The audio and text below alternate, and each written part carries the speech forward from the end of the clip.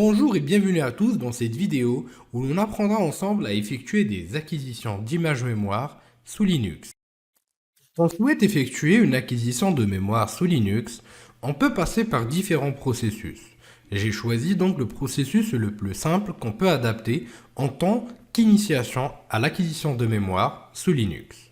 Encore une fois, il y a des outils beaucoup plus automatisés qui sont payants. Il y a des outils aussi aujourd'hui et des scripts qui sont disponibles sur GitHub qui permettent d'automatiser cette tâche. Mais bien sûr, avant de pouvoir chercher à faire ceci, il faut bien comprendre comment se passe la méthodologie.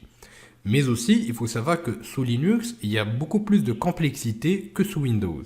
Il est donc préférable de pouvoir effectuer cette approche step by step et donc étape par étape.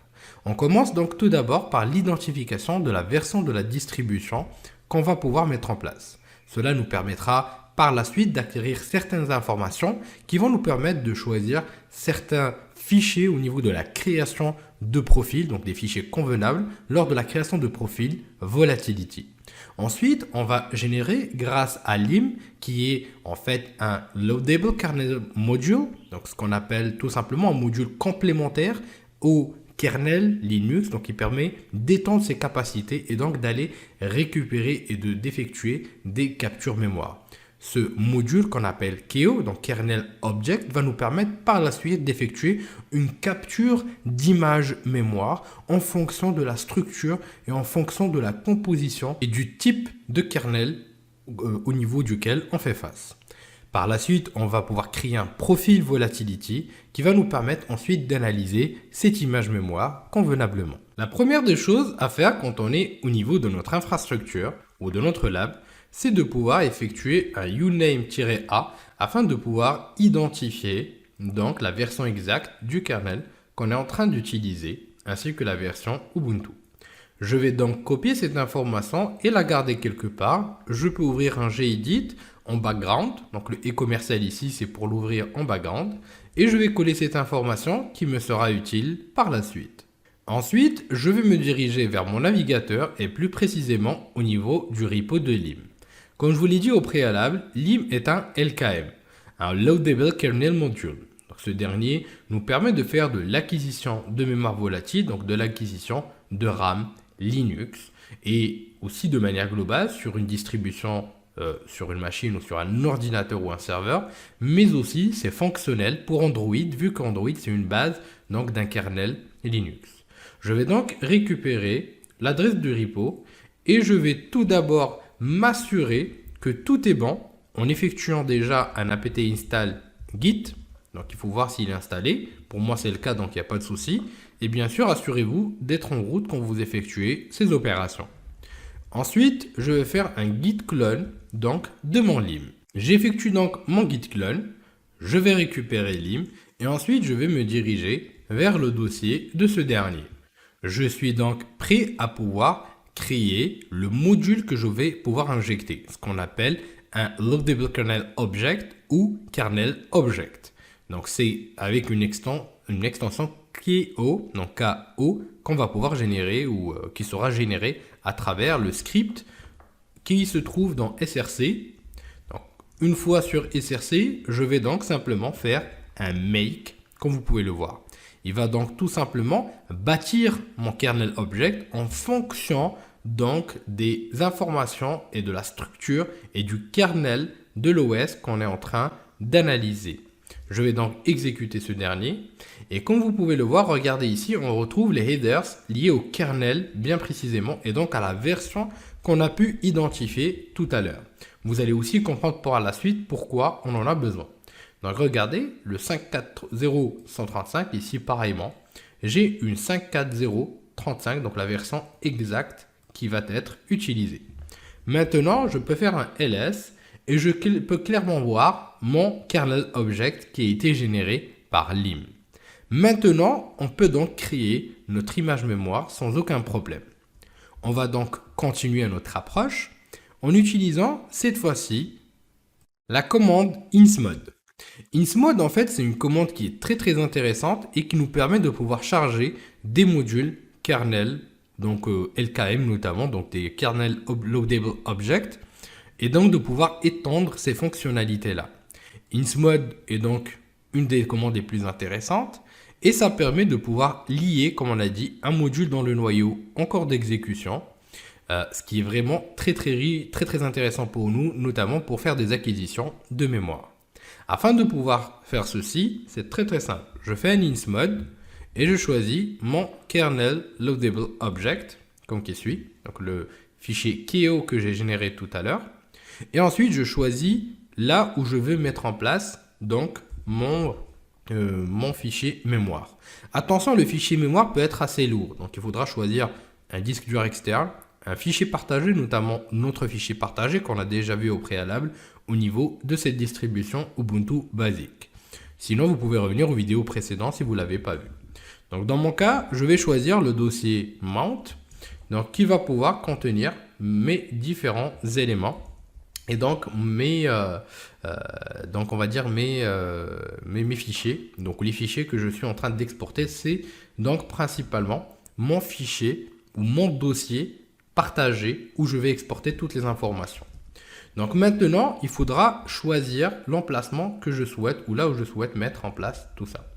Donc là, je vais juste revenir ici pour vous montrer où se situe le dossier. Donc là, comme on l'a dit, c'est au niveau de ma machine et plus précisément dans le mount.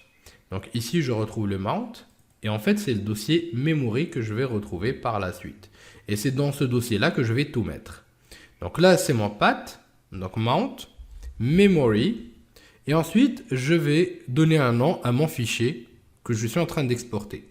Je vais le nommer, par exemple, bad, et ensuite, memory, donc, et acquisition ou bad memory capture.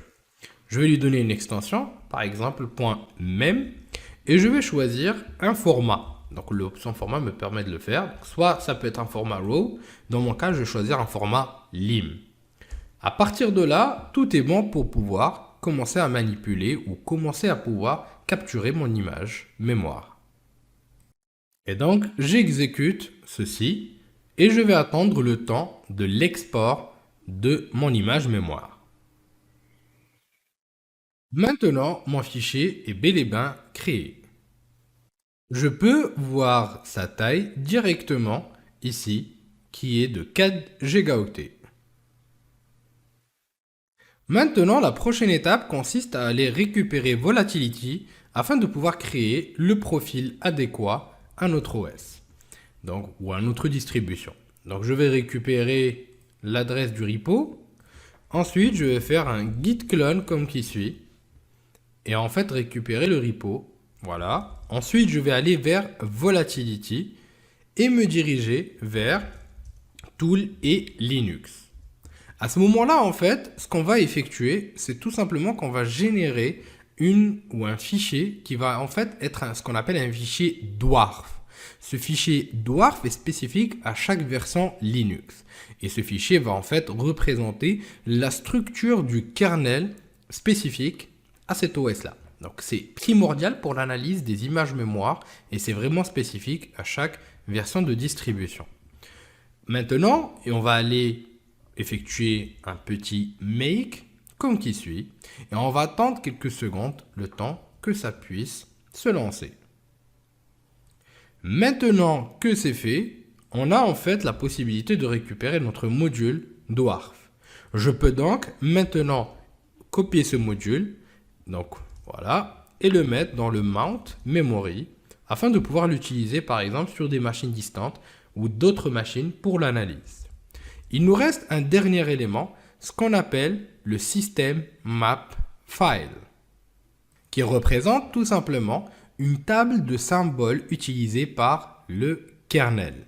C'est en fait une table de symboles, comme on vient de le dire, et qui permet d'avoir un lookup, donc une certaine concordance entre le nom des différents symboles utilisés, mais aussi les adresses en mémoire. On va la récupérer tout simplement à partir de dossier boot. Vous remarquerez qu'au niveau de ce dernier, on a différentes versions qu'on peut retrouver ici. On retrouve donc un système map 540.132 et un système map 540.135. Rappelez-vous tout à l'heure, on a fait un uname-a On a vu que c'était bien la version 5.4.0.135. Donc, dans notre cas, c'est cette dernière qui va nous intéresser. On va donc copier cette dernière ou ce mapping entre les symboles et les adresses mémoire, comme c'est ce qui suit.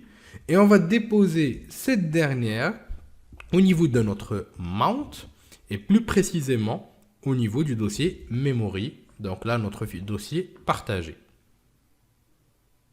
Maintenant que c'est fait, je peux venir vers le dossier partagé. Et ce que je vais faire, c'est que je vais créer un nouveau dossier que je vais nommer boot. Et au niveau de ce dossier, je vais mettre donc mon système map. Voilà. Et ensuite, je vais sélectionner ce dossier avec le système map à l'intérieur, plus le module dwarf. Et je vais créer une nouvelle archive comme qui suit. Donc je vais aller vers 7zip, ou ça dépend de ce que vous utilisez. Et je vais cliquer sur ajouter à l'archive.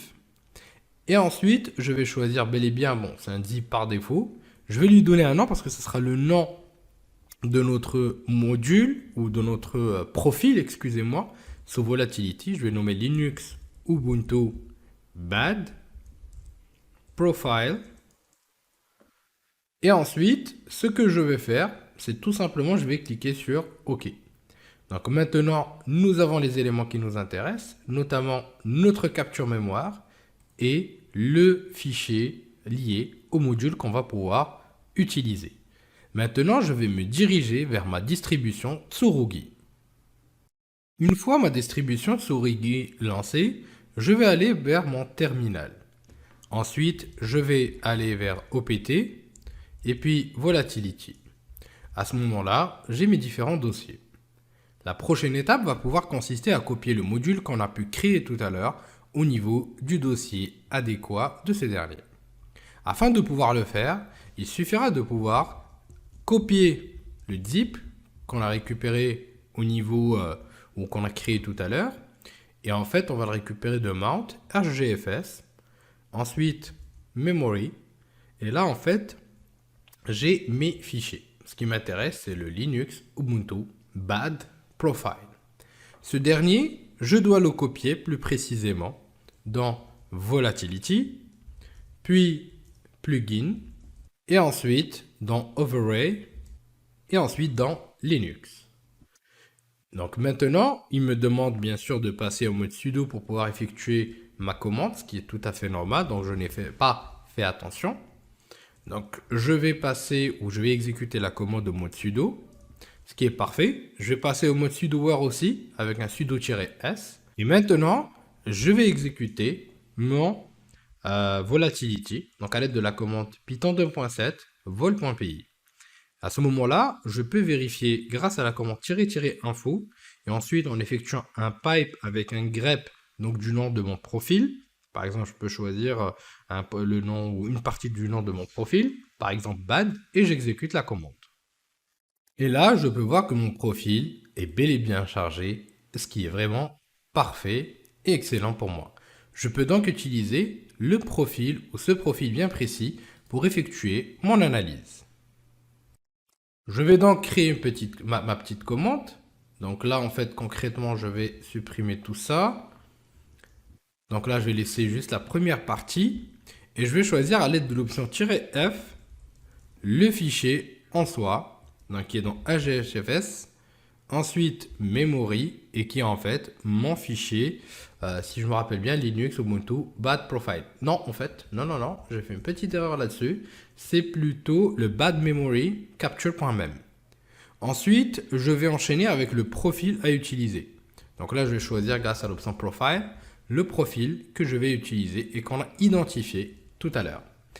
Et pour voir si tout se passe bien, je vais utiliser une commande d'exemple ou une commande basique qui me permet de lister les processus qui étaient en cours d'exécution lorsque j'ai effectué mon acquisition de mémoire.